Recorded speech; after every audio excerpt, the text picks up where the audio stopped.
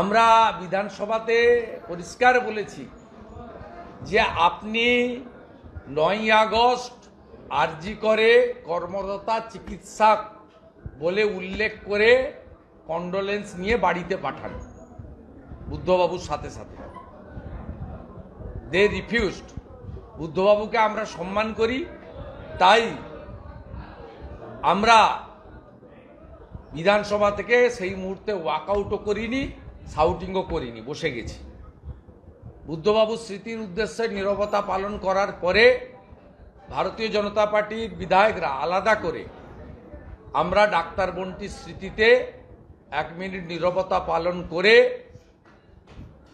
Silence মৌন মিছিল বিধানসভা চত্বরে পরিক্রমা করেছি। আমরা হাতে আলো জ্বালিয়ে এবং কালো উত্তরীয় পরিধান করে আমরা আমাদের এই বন্টির বিধেয়ী আত্মার শান্তি এবং অমরত্ব প্রার্থনা করি।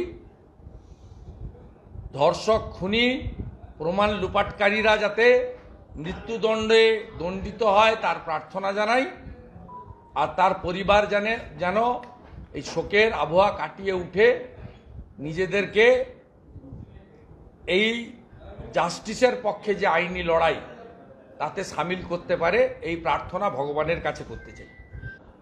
মমতা ব্যানার্জি আবার হারলো আজকে সুপ্রিম কোর্টে। আটকাতে গেছিল ছাত্রকে, সপাটে থাপ্পড় দিয়েছে সুপ্রিম কোর্ট। যিনি আমার কাছে হেরেছেন, দোকান কাটা নির্লজ্জ বেহায়া, ছাত্রকে আটকাতে গেছিল, সুপ্রিম কোর্ট ডিসমিস করেছে স্টেট গভর্নমেন্টের প্রেয়ার।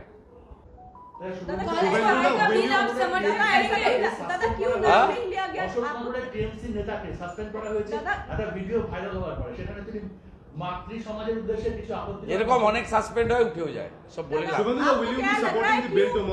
মমতা ব্যানার্জিকে সাসপেন্ড করা উচিত। মমতা ব্যানার্জি ফোঁস করতে বলেছেন বলে বিকাশ রায় চৌধুরী বলেছেন।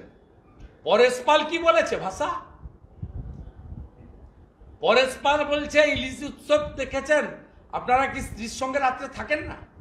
কি ভাষা একটা এমএলএ। বিকাশ রায় চৌধুরী বলছে মমতার বিরুদ্ধে যে বলবে তার জিভ নাকি ছেড়ে ফেলা হবে। এমএলএ সিউড়ি। এটা হয়েছে ডিউ টু মমতা ব্যানার্জি। উনি 28 আগস্ট ফোঁস করতে বলেছেন, ওই জন্য অরূপ চক্রবর্তীরা ফোঁস করছেন।